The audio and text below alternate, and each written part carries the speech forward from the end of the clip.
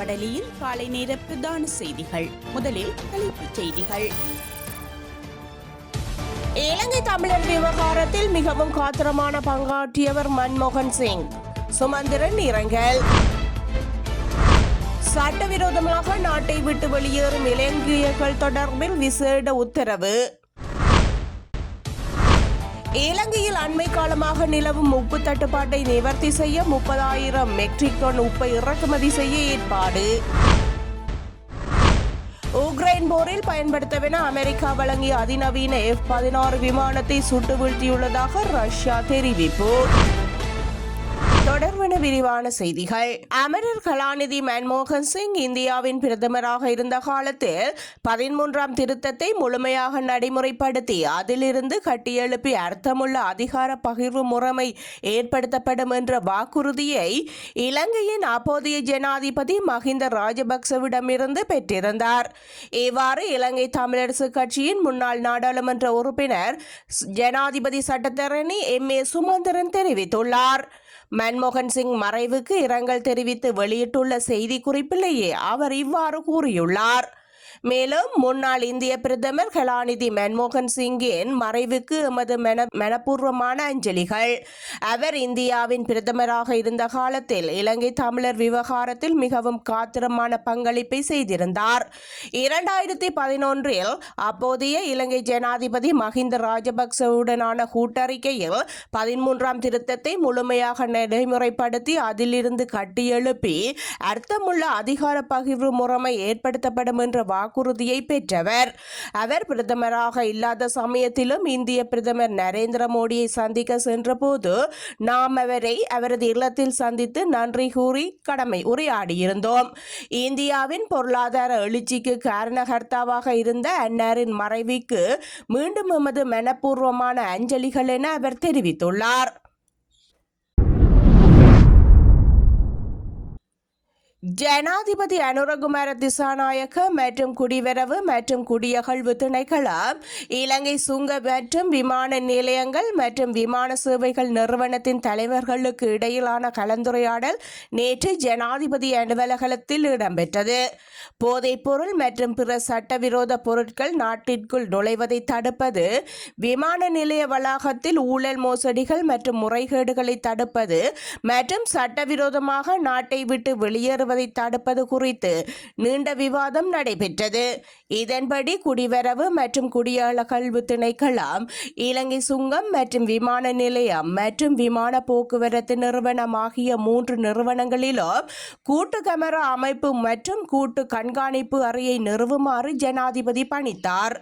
மேலும் தற்போதுள்ள ஸ்கேனிங் இயந்திரங்களுக்கு பதிலாக மேம்படுத்தப்பட்ட நவீன ஸ்கேனிங் இயந்திரங்களை பயன்படுத்தி இந்த நிறுவனங்களில் ஆட்கடத்தலை தடுப்பதற்கான நடைமுறை புதிய செயல்முறையை ஆரம்பிக்குமாறு ஜனாதிபதி பணித்திருந்தார். நாட்டு மக்கள் மத்தியில் தற்போதுள்ள பழக்க வழக்கங்கள் தொடர்பில் நிலவும் தவறான கருத்துக்கள் களையப்பட்டு கடுமையான ஒழுக்காற்று மற்றும் சட்ட நடவடிக்கைகள் உடனடியாக எடுக்கப்பட வேண்டும் எனவும் ஜனாதிபதி இதன்போது வலியுறுத்தியிருந்தார். இலங்கையில் அண்மை காலமாக நிலவும் உப்பு தட்டுப்பாடு தொடர்பில் புதிதாக தெரிவு செய்யப்பட்டுள்ள உப்பு நிறுவன தலைவர் திருநந்த திலக மக்களிடம் விசேட கோரிக்கை ஒன்றை முன்வைத்துள்ளார். ஒரு மாதத்திற்கு சராசரியாக ஒரு குடும்பத்திற்கு 400 கிராம் உப்புத்தூள் மற்றும் 1 கிலோ கியூப் உப்பு கொண்ட 2 பாக்கெட்டுகள் போதுமானது. இருப்பினும் உப்பு தட்டுப்பாடு ஏற்படாது என்றும் தேவையற்ற அச்சம் காரணமாக உப்பு பதுக்கி வைப்பதை தவிர்க்க வேண்டும் என்றும் அவர் கேட்டுக்கொண்டுள்ளார். லங்கா ஹம்பாந்தோட்டை உப்பு நிறுவனத்திடம் தற்போது 6,000 மெட்ரிக் டன் உப்பு இருப்பதாகவும் அது ஜனவரி மாதம் வரை போதுமானது என்றும் அவர் கூறியுள்ளார்.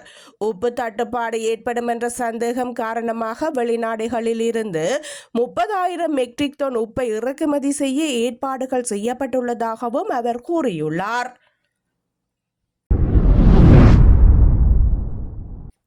இலங்கை இலங்கை இந்திய மீனவர் பிரச்சினை தொடர்பில் தனிப்பட்ட முறையில் இந்திய அரசாங்கத்துடன் பேசுவேன் என தெரிவித்த பாராளுமன்ற உறுப்பினர் ராமநாதன் அர்ச்சுனா இது தொடர்பில் திட்டமான முடிவுகள் எடுக்கப்பட வேண்டும் என தெரிவித்துள்ளார்.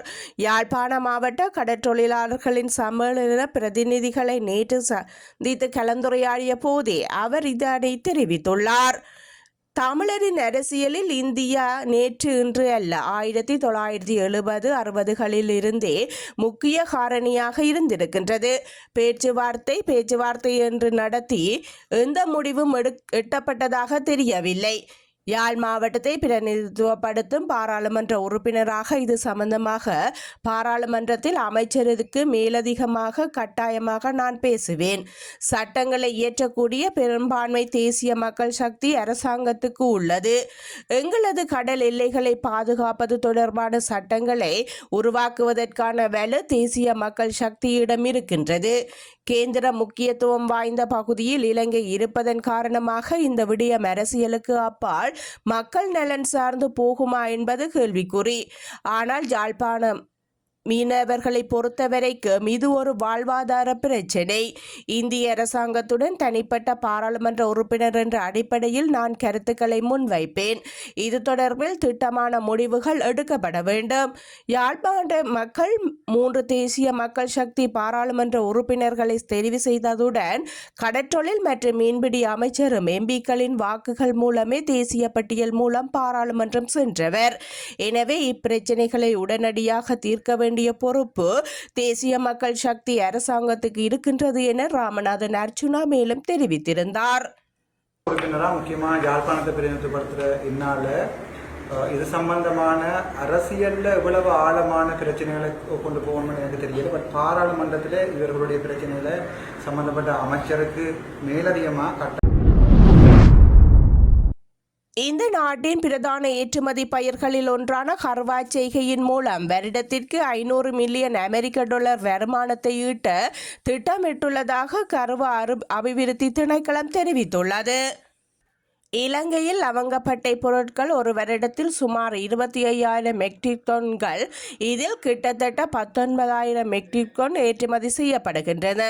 லவங்கப்பட்டை ஏற்றுமதி மூலம் இலங்கை தற்போது சுமார் 250 மில்லியன் டாலர் அந்நிய செலாவணியை ஈட்டி வருவதாக கருவா அபிவிருத்தி திணைக்களத்தின் பணிப்பாளர் ஜனக லலிதந்த தெரிவித்துள்ளார். வருமானத்தை இரட்டிப்பாக்க திட்டங்கள் தயாரிக்கப்பட்டுள்ளன எனவும் அவர் தெரிவித்தார். அதன்படி பாரம்பரியமாக கர்வா பயிரிடப்பட்டு வரும் காளி, மாத்தரை, ஹம்பாந்தோட்டை பிரதேசங்களுக்கு மேலதிகமாக குருநாகல், புத்தளம் மற்றும் மகாவலி பிரதேசங்களில் லவங்கப்பட்டை சேர்க்கையை விரிவுபடுத்த கர்வா அபிவிருத்தி திணைக்களம் திட்டமிட்டுள்ளது. இதேவேளை லவங்கப்பட்டை ஏற்றுமதி தொடர்பில் சீனாவுடன் புரிந்துணர்வு ஒப்பந்தம் கைச்சாத்திடப்பட்டுள்ளதாக ஜனக லிந்தர தெரிவித்திருந்தார். இதன் மூலம் 2025ஆம் ஆண்டு ஜனவரி மாதம் முதல் இலவங்கப்பட்டையை ஏற்றுமதி செய்வதற்கான வாய்ப்புகள் சீனாவுக்கும் கிடைக்கும் எனவும் அவர் தெரிவித்தார். இது தவிர ஐரோப்பிய ஒன்றியம் உள்ளிட்ட நாடுகளுக்கு கர்வா ஏற்றுமதியை அதிகரிக்கவும் கர்வா அபிவிருத்தி திணைக்களம் எதிர்பார்த்துள்ளது. எவ்வாறாயினும் இந்த நாட்டில் பெரும்பாலான இலவங்கப்பட்டை தொழில் மூலமாக ஏற்றுமதி செய்யப்படுகின்றது. மேலும் அதை மதிப்பு கூட்ட பொருட்களாக ஏற்றுமதி செய்ய முடிந்தால் அது அந்நிய செலாவணியை இரட்டிப்பாக்கும் திறன் கொண்டது. இதன் காரணமாக சிறிய மற்றும் நடுத்தர அளவிலான லவங்கப்பட்டை வியாபாரிகளை பெறுமதி சேர்ப்பு பொருட்களை உற்பத்தி செய்வதற்கு ஊக்குவிப்பதற்காக கர்வா அபிவிருத்தி திணைக்களம் ஆதரவை வழங்க எதிர்பார்த்துள்ளது. கடந்த வெள்ள அனர்த்தத்தின் போது அழிவுகளை சந்தித்த நெற்செய்கை குறித்த அரச கணக்கெடுப்பில் பாதிக்கப்பட்ட விவசாயிகளை வஞ்சிக்காது, பாகுபாடு காட்டாது அவர்களுக்கு நிவாரணம் வழங்க வேண்டும் என முன்னாள் வடக்கு மாகாண சபை உறுப்பினர் சபா குகதாஸ் தெரிவித்துள்ளார். இது தொடர்பில் அவரால் வெளியிடப்பட்ட ஊடக அறிக்கையிலேயே இவ்வாறு குறிப்பிடப்பட்டுள்ளது.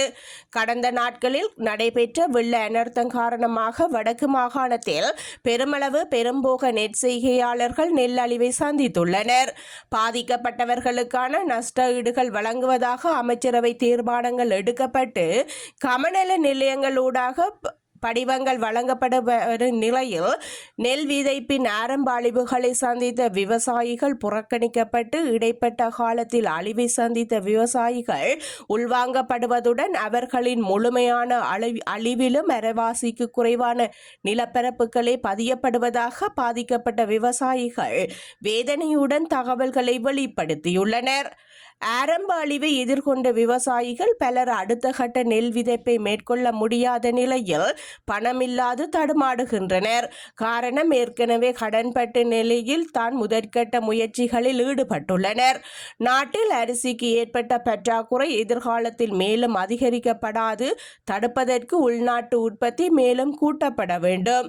அதன் அடிப்படையில் அரசும் விவசாய அமைச்சும் அதன் அதிகாரிகளும் பாதிக்கப்பட்ட விவசாயிகளை வஞ்சிக்காது பாகுபாடு காட்டாது பாதிப்பின் உண்மையை விரைவாக கள ஆய்வுக்கு உட்படுத்தி ஆரம்ப முளை அழிவு மற்றும் இடைக்கால அழிவு இரண்டையும் பாதிப்பாக ஏற்று நிவாரணம் வழங்க வேண்டும். அதற்கான அழுத்தங்களை மாகாண ஆளுநர் மற்றும் கமநல திணைக்கள அதிகாரிகள் முன்னெடுக்க வேண்டும் எனவும் அவர் குறிப்பிட்டுள்ளார். உக்ரைன் போரில் பயன்படுத்தவென அமெரிக்கா வழங்கிய அதிநவீன F-16 விமானத்தை சுட்டு வீழ்த்தியுள்ளதாக ரஷ்யா தெரிவித்துள்ளது.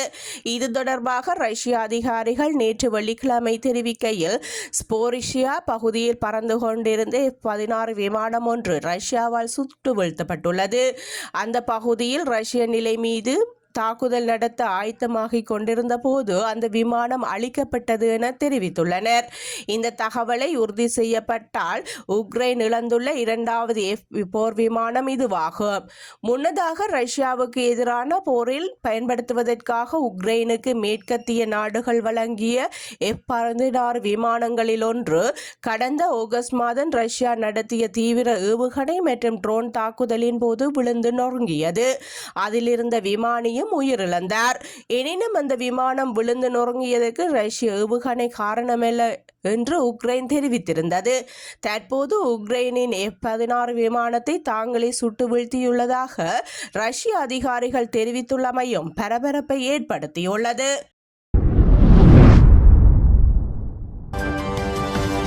Audio Jungle.